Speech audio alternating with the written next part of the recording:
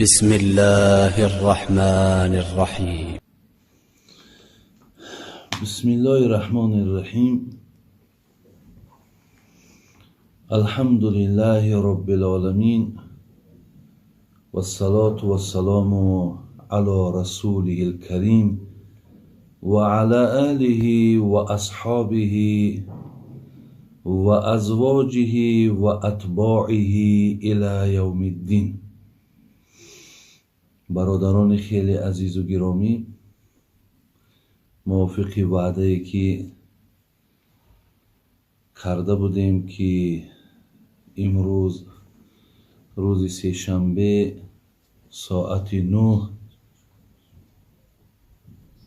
من با سوالهایی که شما ارسال نمودید جواب گردانم.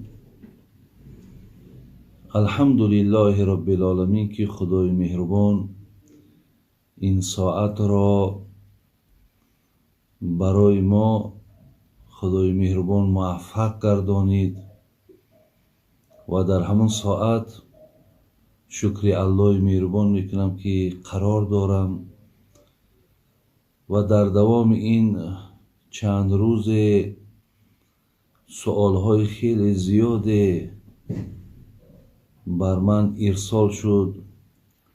انشاءالله حد الامکان حرکت میکنم که تا چه اندازه یا تا چه وقتی را که اینجا صرف میشود با سوالهای شما انشاءالله پاسخ گردانم.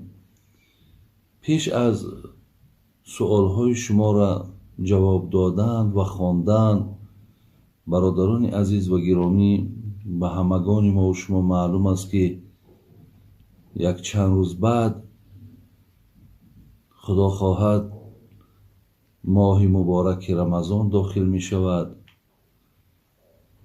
و انشاءالله دعا میکنیم که خدای مهربان روزه داشتن این ماه مبارک را برای یکایک ما و شما توفیقش را عطا کند. در این یک ماه مبارک الله مهربان برای ما وقت خوش، برای ما تن صحت نصیب گرداند تا که این یک ماه مبارک ما روزه بداریم، از ثواب و از فضیلت و از خیر و برکات این ماه برخوردار شویم. الله برای هم برادران ما که در تاجیکستان عزیزمان هستند و چی در بیرون از تاجیکستان هستند، خدا همگان شما را هم تن صحت دهد، وقتی خوش نصیب کند، امکانیتی را خدا فراهم گرداند که شما این ماه مبارک روزش داشته توانید. برادران عزیز و گرامی، حدیثی را میخواهم به سمع شما رسانم تا اینم برای یک میل شما با محبت شما، اخلاص شما به سوی این ماه مبارک باز زیاد گردد. اینقدر ترغیبات ها، اینقدر تشویقات های زیادی که برای این ماه مبارک است، برادرای عزیز، از این آیات های قرآن، از این حدیث های پیامبر برمی آید که حقیقتا این ماه را اگر ما روزه نداریم یا این ماه را اگر ما به اهمیتی کنیم، از روزه این ماه برادر عزیز روزه نگیریم، حقیقتا ما بسیار یک گویم ثوابی را، یک اجری را، بسیار یک اجر بزرگی را ما از دست دادگیم. زین لحاظ میایم به سر حدیثی که من میخواهم از فضیلت این ماه برای ما بیان کند همگان گوش اندازیم. حدیث برادران عزیز و گرامی، حدیث متفق علیه، هم جناب امام بخاری هم جناب امام مسلم با راوی این حدیث حضرت امام ابو هریره رضی الله عنه میارد که حدیث گویم حدیث قدسی میگویند که پیامبرمون گفت و گفت الله ذوالجلال الله ذوالجلال چی گفتن؟ گفتن کل عمل ابن آدم له الا الصیام فانه لی و انا اجزی به. الله مهربان گفته بوده است که حقیقتا ماه رمضان یا روزه ماه رمضان روزه داشتنش را بندگان من به خاطر من روزه میگیرند و این ماه ثواب این ماه را دادن، پاداش این روزدارها را دادنم الله مهربان میگوید این از جانب من است. مراد از این سخنی که من خواندم برادران عزیز این است که بسیاری از عملهای ما وقتی انجام میتیم 10 ثواب دارد، مقصد با بیشتر از این دارد تا 700 ثواب دارد، لیکن الله مهربان ثواب روزه را پوشیده نگه می‌دارد. میگه و انا اجزی به، ثواب روزه‌دار را من می‌دهم، یعنی پاداش او را، اجر او را من می‌دانم و جز من هیچ کس مقصد از این آگاهی ندارد. از این سخن برمی‌آید برادران عزیز که خیلی و خیلی این روزه اجر و پاداش بزرگی دارد که خدای مهربان حتی عدد او را پوشیده نگه داشت که بجز ذات من کسی نمی‌داند. از این لحاظ معلوم است که الله مهربان هم بندگان روزه‌دار دوست می‌دارد و هم این ماه مبارک دوست می‌دارد. در دوام پیامبر نازنین ما گفتند که خدای مهربان گفته بود است که و صیام جنتون، شما می‌دانید که ماه رمضان به خاطر که این قدر اجر و پاداش و محبوبیت به سوی خدا دارد این ماه را باز جنه خواندند. جنه به معنای برادر عزیز سپر. وقتی انسان در بر سپر داشته باشد و یا نگه دارنده هست، یعنی همینم سپر در اینجا به معنای که شما را ماه مبارک رمضان نگه می دارد از عذاب دردناک آتش جهنم.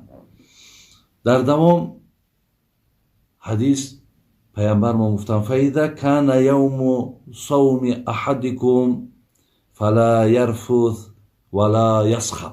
برادرانی که روزه می دارین خوب در همین مسئله اهمیتی.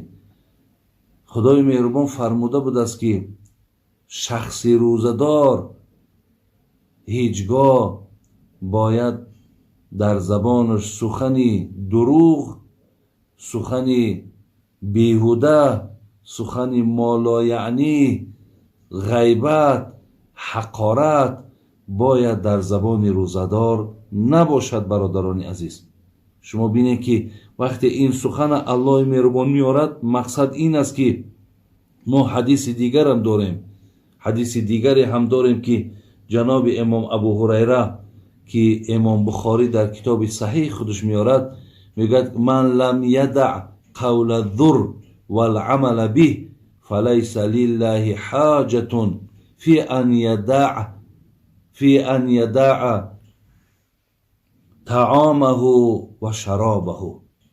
هر کسی که اگر در ماه مبارک رمضان دروغ گفتن قطع نکند، غیبت کردن قطع نکند، حقارت کردن قطع نکند، بر نسبت یک برادرش تهمت و گمانهای بد ترک نکند، الله مهربان گفته بود است که دیگر برای من حاجت نیست که تو خواه طعام میخوری، خواه مقصد از نوشابه ها می نوشی، دیگر اختیار در دست خودت.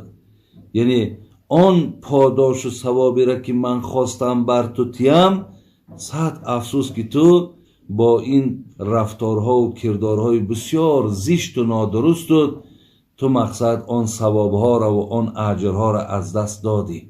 حتی حدیثی هم داریم که الصوم جنتون ما لم یخرقها، روزه سپر است مادامی که شما این سپر نشکنید. یعنی معنیش این است که شکستنش انامین راه نادرست در ماه رمضان انتخاب کردن و در این ماه رمضان دروغ گفتن، در این ماه رمضان بیرحمی و بی انصافی کردن، این شایسته آدمی روزدار نیست. برادران عزیز، از این لحاظ بین شرط ها را هم در داخل حدیث پیامبر نازنین گوش زد من داره که مبادا به این کارها دست نزنین که شما از این بسیار پاداش بزرگ برادرای عزیز و گرامی محروم میشین. حتی بین در دوام حدیث میگه فَإِنْ صَابَهُ أَحَدٌ او قاتله فلیقل اینی صائم اینی صائم.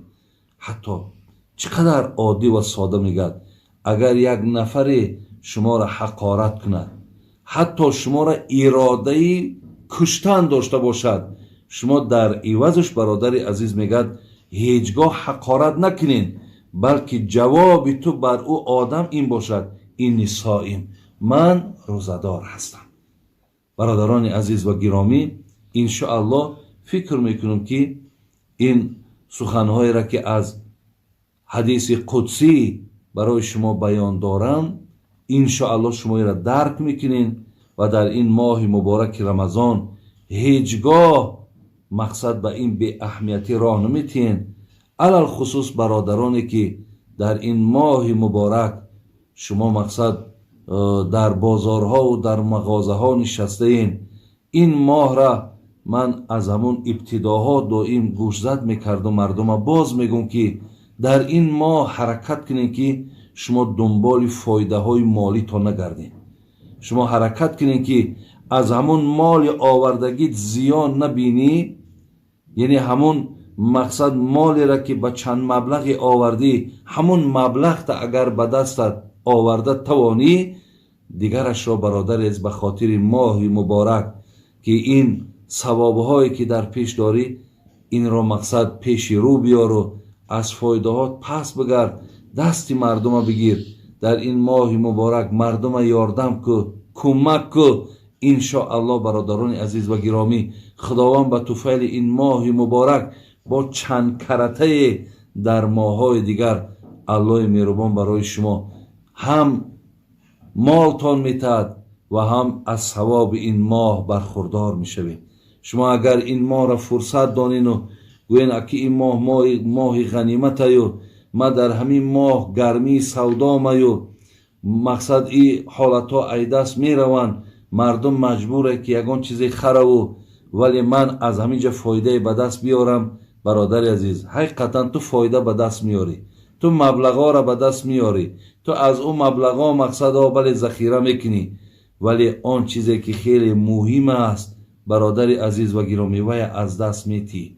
شاید برادرای عزیز در این ماه مبارک وقتی که تو مثال با بیرحمی و بی انصافی و دنبال مقصد به دست آوردن فایده زیاد اگر حرکت کنی، شاید یک نفر گوید که خدا برکت تگیرد، یا ای انسان ماه رمضان یک رحم نمیکنی. همین سخن این ممکن برادر عزیز در همون تجارتی تو، در مال تو، در حیات تو یگان زیانی را البته بر بالای تو بیارد. اینا من از برای همچو برادر مسلمان، همچو یک خیرخواه شما برادرای عزیز و گرامی برای شما مقصد رسانیدستم. دوام حدیث پیامبر ما گوش میکنیم. پیامبر صلی الله علیه وسلم گفتن که والذی نفس محمد بیدی، قسم خوردن حضرت، قسم بر آن خدایی که هستی و نیستیم همه در نزد الله هست، عزت و خاریم همه در نزد الله هست. قسم بر آن الله مهربان. چی میگه در دوام قسم؟ لخلوف و فم صائم اطیب عند الله من ریح المسک. میگه همون بویی که در دهن روزدار هست، البته آدم از سحر تا بگه چیزی نخورد حتما دهان او بوی میکند. وقتی میگه بین خدای مهربان میگه همون بویی که در دهن روزدار هست وی به سوی من الله میگه محبوب تر است از بهترین مشک، از بهترین همون دوخی هایی که در روی عالم ارزش های بهت بلند دارند، از اونها ده هم دیده بوی دهن روزدار برای من خوش است. ولی من امشب نگاه کردم، یک اخبار میخواندم، یکی از همون دوخی های 10 دوخیه که در روی عالم گویم در مد اول میستن که دوخی های بینهایت قیمت، یکی از آنها را که استحصالش در دوبای بوده است با همکاری بسیار متخصصای همین پرفیومریا که از فرانسیا، از شویتزاریا، از ایتالیا همگی دوخی ساختن که در شیشه که بسیار شیشه گرانبها بوده است که از بریلیانت ساخته شده است و در داخلش 3 لیتر گویم همون دوخیه که به نام شموخ که اصلا این کلمه عربی است، اصلی ریشش همون شامیخ است، یعنی هر چیزی که بلند باشد یا کوههای بلنده شامیخ میگویند. انا همین دوخی بگیم که همین شموخ که ارزشش میگد 1,295,000 دلار بوده است. برادرای عزیز، من گفتم میتونم که الله مهربان میگد از بوی همون دهم نزد من بوی همون دهان روزدار محبوب است. در آخر الله مهربان چی گفت؟ گفت لصائم فرحتان، آدمی روزدار 2 خرسندی دارد، برای او 2 خرسندی عطا کردم. خب بین که یکی اذا افطر فرح بفطره و اذا لقی ربه فرح بصومه. یکم خرسندی که بر او دادم هرگاهی که اگر همون لحظه روزه گشادن نزدیک شدن گیرد، 1 دقیقه و 2 دقیقه که ماندن میگیرد، میگه روزدار تا چند در دلش یک خرسندی پیدا میشود که الحال از طعام مقصد تناول میکنم. دویم خرسندیش گفت الله مهربان هرگاهی که او را داخل جنت کردم از نظر خودم، از رحمت خودم من روزدار را خوشنود میگردانم. برادران عزیز و گرامی، اینجا متن حدیث به انجام میرسد و انشاءالله گفته همون عزیزای خدا که یک نکته بس است اگر شعور است ورنه چو چراغ پیش کور است. زین لحاظ من انشاءالله گمانم همین است که آن چیزی را که من مختصرا که بیان کرده باشم برای آدم اهل فهم خدا خواهد این قبول است.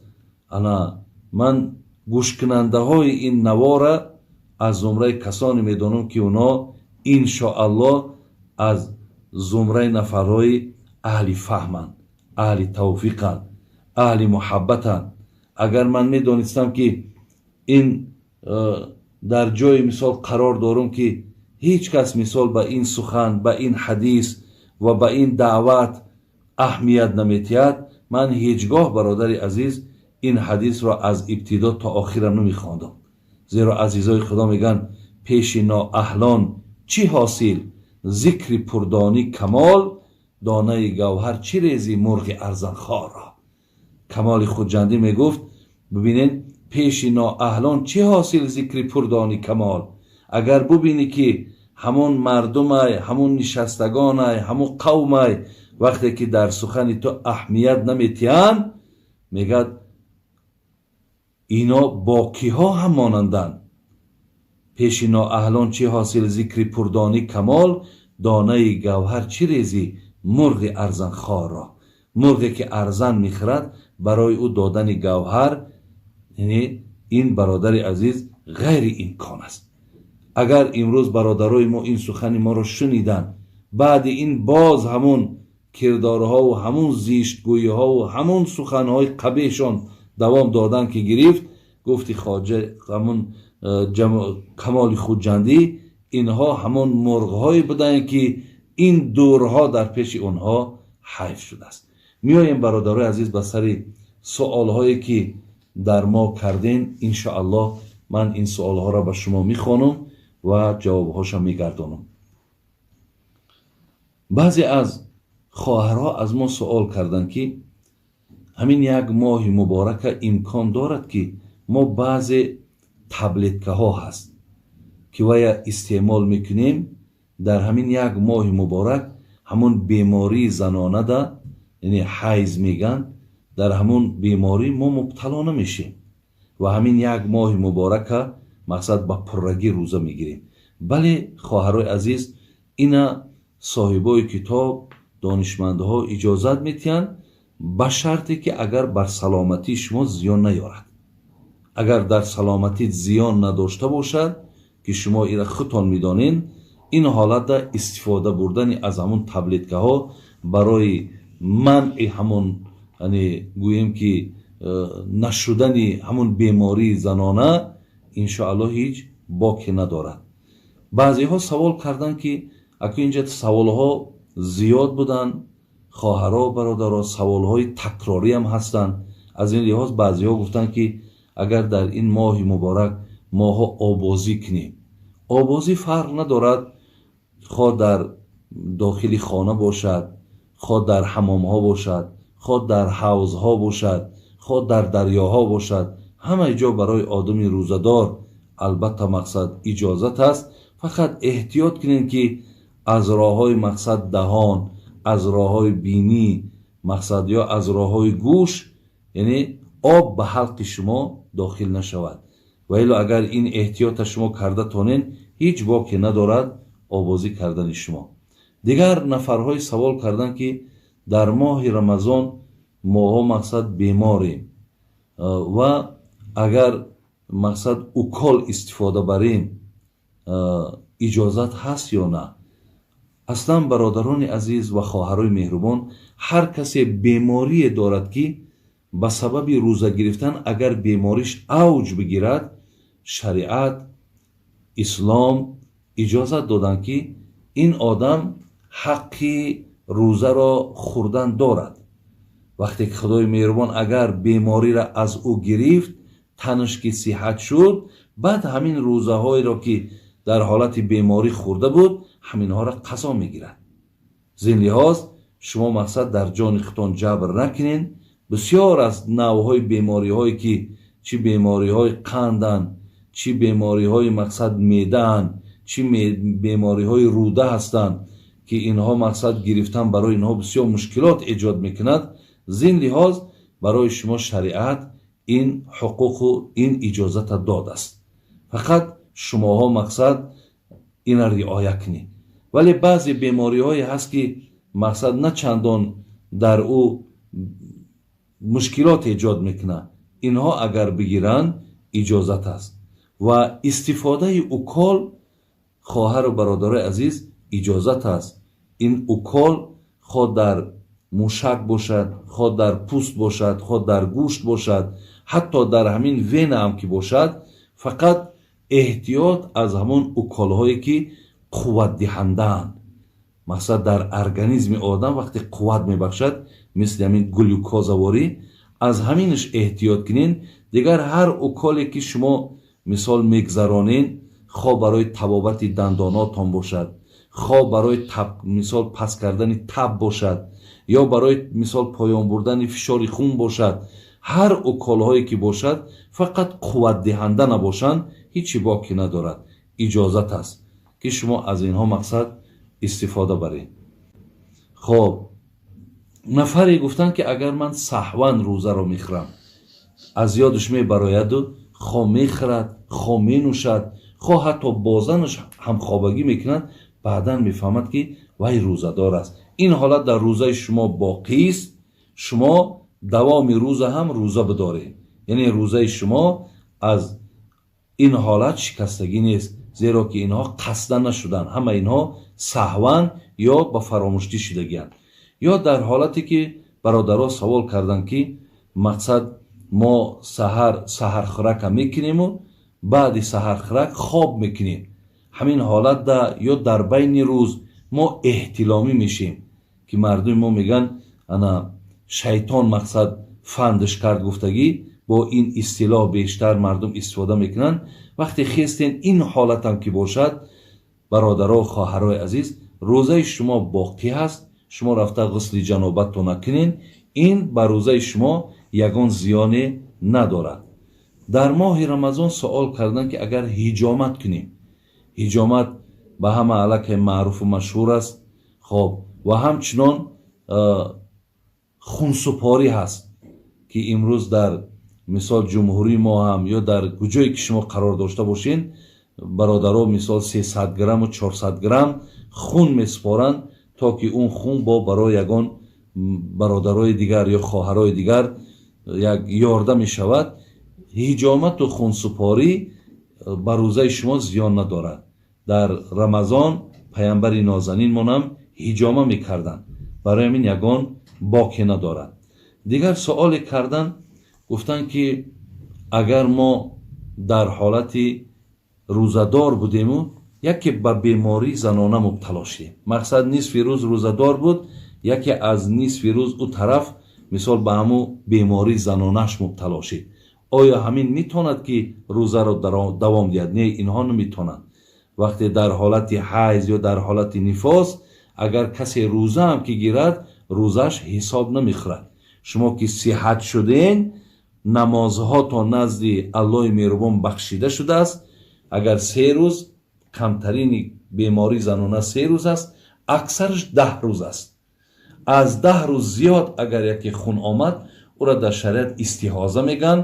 дигар дар ӯ ҳолат ӯ узре ҳаст ё беморӣ ҳаст ки дар дохили шумо аст.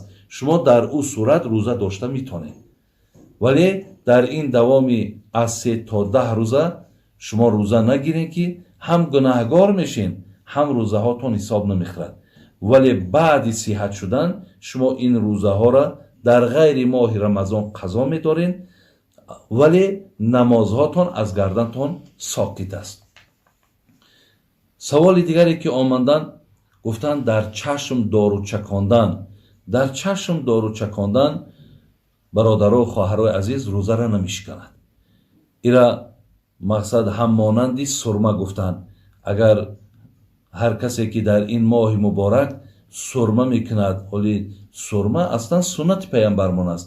пайғамбармонам дар чашмош сурма мекарданд ва хоҳарои мо, бародарои мо вақте ки сурма мекунанд, яъне он сурмаеро ки занҳо дар чашмошон мемонанд ки аз зоҳир, аз берунам намоён аст, ин тариқ барои мардҳо нест. сурмае ки мардҳо мекунанд аз дохили мақсад ҳамон пилкҳои чашм сурма мекунанд.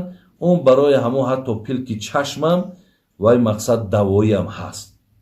аз ин лиҳоз яъне ҳар касе ки дору мечаконад мегӯяд мисли ҳамун аст. ҳатто агар ҳамун сурмое ки мо дар даруни чашм мемолемш, ҳатто даҳанмона агар рангш ба даҳанмонам ки биёяд, вай рӯзаи моро намешканад. ана ҳамин чашмам ба мисоли ҳамин аст. гӯшам бародаро аз назари илми анатомия имрӯз исбот шудагӣ аст ки агар ҳамин пардаи гӯш кафидагӣ набошад, ҳамон дорое ки дар гӯш мечаконанд, вайам рӯзаро намешканад. лекин парда агар шикофта бошад, шикоф шудагӣ бошад, ҳамунҷа дору ба ҳалқ рафтан имкон дорад. лекин ҳамин ҷамъ дидан дар кор. агар ба шарте ки ҳамон дору миқдоре бошад ки дигар ба меъдара наравад, ҳамунашам бародарои азиз рӯзара намешканад. оё гуфтанд бисёре дар ҳамин рамазон мардум дилшӯрок мешавад, қай мегем, яъне вақте дилаш мешӯрад мегардонад. агар ҳаминҷа аз пеши худ гардонид, яъне он қадар партофт ки даҳанаш пур шуд, ё аз ӯда бештар партофт, аз мисол худша маҷбур накарда бошад, рӯзаш намешканад.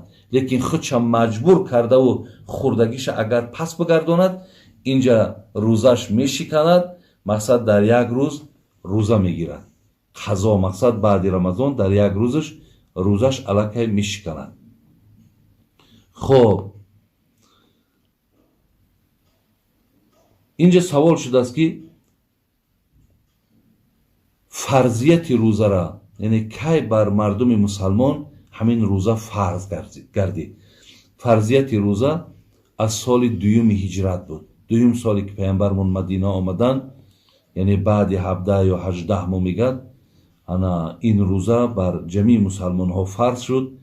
аввалин рӯзаеро ки мусалмонҳо гирифтанд, бародарони азиз ва гиромӣ, ин ба 26 моҳи феврали 624 мелодӣ ки рӯзи якшанбе мувофиқ меяд, ба ҳамин рост омадагӣ буд ки ана пайғамбармон то охири умрш 9 бор рӯза гирифтанд. яъне ҳамин баъди 9 бор рӯза гирифтанд, ҳазрат дигар умршон ба 63 расид ва аз дунё гузаштанд. ҳамин 9 соли рӯза доштанаш 5 سال همین 29 روزی گرفتگی است و 4 سال همین را 30 روزی گرفتگی است. خب سوال دیگر را میگذاریم. انا در همین ماه رمضان سوال دادن که خوردن تخم یا اکرچکا یا کلبسه یا رالتون، خب انا آیا همین ها مقصد درست است یا نادرست است؟ البته درستند. هر چیزی که اگر حلال باشد یگان باکی ندارد، اینها را خوردنشان البته به البته جایز و درست است. انا بسیاری از برادرها مقصد درباره همین رالتون میگن یا درباره کلبسه ها میگن. اصلا برادرای عزیز آنچه که گویم برای ما اعتبار دارد همون ترکیبات همونا هست. در ترکیباتشون، در سستوشون اگر یگان چیزی از حرام، از شبهه چیزی نباشد وای مقصد اجازت است که ما او را تناول کنیم. شما یک مثال مقصد همین بازار گوشت فروشی میرین، گوشت خری میرین، در همونجا مقصد مردم در پیشش گوشت های تیار دارن. ما چی میدانیم که همین گوشتی را که همین انسان میفروشد همین مقصد از کدام با کدام راه کشته شده است، یا همین گوشتی مقصد حلال است حرام است ما نمیدانیم. ما همون وقت برای ما اعتبار است که همون گوشت فروش میگد که مقصد من مسلمانم یا میگد همین گوشتی که هست البته حلال است. سخن همون برای ما اعتبار است. از این لحاظ خوردن اینها هم اگر آن چیزی رو که پیشتر گفتم از زمین ها اگر خالی باشد هیچ باکی ندارد. یک نفر سوال کردن که مقصد آیا همین عقیده شیعه ها را می شود که ما درست گوییم؟ یعنی نفرهایی که پیروی از اهل تشیع میکنن یا اینکه عقیده اهل تشیع را قبول دارن، آیا می شود که ما همین را درست گوییم؟ البته برادران عزیز این نمی شود و عقیده اهل سنت و الجماعه از عقیده اهل تشیع گویم بین زمین و آسمان فرق دارد. از این لحاظ هیچ وقت ما برادران و خواهرای عزیز توصیه ما گویم این است که هیچگاه از این عقیده شما پیروی نکنید. هیچگاه اگر شما خواهید که پیامبر نازنین از شما راضی باشد، الله مهربان از شما راضی باشد، همین راهی را که ما انتخاب کردیم عقیده اهل سنت و الجماعه، خب چه حنفی باشد، چه مالکی باشد، چه حنبلی باشد، چه شافعی باشد، خب اینها خواهرها و برادرای عزیز همه عقیده هستند که از قرآن و از حدیث جمع آوری شدن. زین لحاظ من شما را علل خصوص مردم تاجیکستان که من هرگاه سفرهای بیرونم داشتم درونم داشتم دایم توصیم همین است، از پیروی مذهب امام ابو حنیفه هیچگاه یگان وجبم بیرون نشوید. انشاءالله همین امام شافعی، همین امام احمد حنبل، همین امام مالک، همه اینها برادرای عزیز و گرامی دوستدارهای امام ابو حنیفه بودند. اینها حتی خودشان در علم در تقوا دائم پایانتر از ابو حنیفه نشان میدادند. زین خاطر من به خاطر آن نه که من تعصب داشته باشم، به خاطر آنه که خود عزیزا و بزرگا خود قائلن که ما در فهمیش و در علم و در تقوا و در همه جهت از ابو حنیفه ما پایانتر هستیم. این بزرگی اونها را نشان میداد. زین لحاظ پیروی از این مذاهب چارگانه برادرای عزیز بنهایت خوبتر و بهتر و لازمتر و درکارتر است. هیچگاه از این عقیده پیروی. من زمانهای خطیب بودم برادرای عزیز، حتی در کلاب در همون منبری که می نشستم می آمدم گاه در زیرش مکتوب ها می افتم. در مکتوب وقتی که من از ابوبکر و عمر و عثمان و از ابو هریره و از اینا وقتی تعریف میکردم توصیف میکردم در همون کاغذ ها در نسبت همین بزرگا حقارت ها می نوشتم که مقصد من امور خانم طبیعت و مقصد خیره شود. لیکن طبیعت من خیره نمیشد، بلکه من پناه طلب میکردم و با مردم میفهموندم که دادرای عزیز این راه را انتخاب نکنید که شما در راه کفر و ضلالت رفتید. از این لحاظ حتی در روسیه هم که بودم ما با یک اهل شیعه هم بحث و مناظره شدیم. حتی دیدم که در اونجا هم از همین تاجیکای ما، ولی بعضی هاش در زندانن، از همین تاجیکای ما رفته در همونجا مردم ترغیب و تشویق با شیعه کردگیان. از این لحاظ از تاجیکا علال خصوص بسیار خواهش دارم در همون مکتب‌ها، علال خصوص مکتب‌هایی که در تهران و در قم و در دیگر منطقه‌هایی که هستند، حتی عالم داریم در همین تاجیکستان حاضر زنده و حیات است که خودش میگد که من نفرهای را در همون شهرها هم صحبت شدم که اونها گفتن که ما اکامی عقیده را قبول کردیم و لیکن تاجیکستان که رفتیم همین عقیده ما را پوشیده نگه می‌داریم، یعنی اینا ما آشکار نمیکنیم که ما همین خیلی عقیده داریم. این عالم با شنیدگی من میگه من گفتم که این عقیده را باید شما نمیگرفتین و حتی در تاجیکستان هم که باشین این عقیده را پوشیده نگه ندارین، بلکه از این عقیده بیزار باشین. شما همون عقیده امام ابو حنیفه را بگیرین. زین لحاظ هر کسی که در این اعتقاد هست، من همچو یک برادر مسلمان، من همچو یک فهمیش و درکی را که از قرآن از حدیث کردم، برای شما مراجعتم همین است که داخل نشوین در این عقیده و در این راه که شما فردای قیامت البته به البته پشیمان میشوین. زیرا این راه بسیار راه خطرناک است. راهی هست که فقط یک مذهبی هست که یک راهی هست که فقط حقارت میکنی، فقط باید تو در داخل حقارت باشی. زین لحاظ یک مذهبی ساخته است. ایرا اصل شگیری اگر همون عبدالله ابن سبای یهودی گویم سازگار و تشکیل کننده انا همین عقیده اهل تشیع هستند.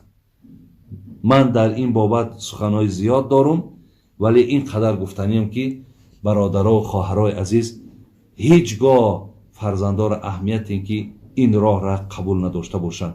دیگر مراجعت من به دیگر مردمی که مثال خداشونه وهابی میگن یا سلفی میگن یا ترغیبی میگن یا تشویقی میگن یا مقصد اخوانی میگن یا هر چیزی که میگن، برادرای عزیز و گرامی، هدف شما اگر الله را شناختن باشد، هدف شما اگر پیروی از سنت پیامبر باشد، هدف شما اگر مسلمان زیستن باشد، انشاءالله از همین راه مذهب ابو حنیفه به همه همین خوبی ها ما و شما میرسیم. الله مهربان شما را توفیق دهد، زیرا که من در این بابت تاکید انشاءالله فکر میکنم که همینش برای شما کفایت میکند. اینجا در باز چندین سوالهای دیگرم انا برای ما آمده است، لیکن میخواهم باز انشاءالله برای شما در هفته های آینده، یعنی ارادم همین است که باز در همین جمعه که در پیش آمده ایستاده است، همین ساعت 9 با وقت دوشنبه باقی مانده سوال های شما را من جواب گویم و با سوال هایی که تا این زمان به من میرسد انشاءالله برای اینهاش هم برای شما جواب میگردانم.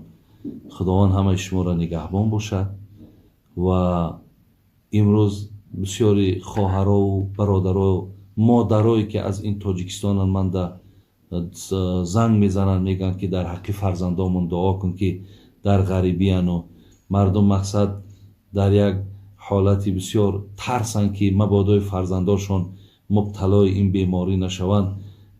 خدای مهربان ما دعا میکنیم که الله مهربان تمام این فرزندای ما را، تمام مردم ما را در حفظ امانش نگهبان باشد. از این دردها خدا نجاتشون تید. بازم تاکید میکنم برادرایی که علاوه خصوص در این ماه مبارک شما برادراتون دستگیری میکنین، از مالهای زکاتون اونها را تامین میکنین، خدا باز هم مالهاتون زیاد گردونه، باز هم در پناه رحمت اسمتش نگهبانتون باشه و همچنان شما هم دعا کنین که خدای مهربان این تاجیکستان عزیزی ما را هم که چقدر باور کنین زیباگی ها، چقدر انشاءالله خوبی ها روز به روز در این ملک ما زیاد شدیسته، خداوند باز هم از این زیاد گردانه و این رهبر ما را و این نفرهایی که در آبادی این دولت، در پیشروی این دولت، برای بهبود این مردم خیلی خیلی باور کنین چاره‌جویی ها میکنن تا که این مردم از همین مشکلات باشد، سختی باشد، خلاص شوند. خداوند همیشه در پناه رحمت اسمتش نگهبانشون باشد. خداوند همیشه این ملک ما را همین حاضر آرامی و تینجی که بهترین نعمت است که ما را فرا گرفته است که آزادانه برادران عزیز در خانه یکدیگر میریم، میشینیم، صحبت هامون میکنیم، همچنان مقصد در بیرون ها آزاد میگردیم. شکر الله مهربان میکنیم که خدا این نعمت در ما برقرار و بردوام نگه دارد و خدای مهربان ایمان هامون کامل کند، محبت و اخلاص هامون به دین خدا باز زیاد کند و این توفیق ماه مبارک روزه داشتنش بر یکایک ما و شما نصیب گرداند. السلام علیکم و رحمت الله و برکاته.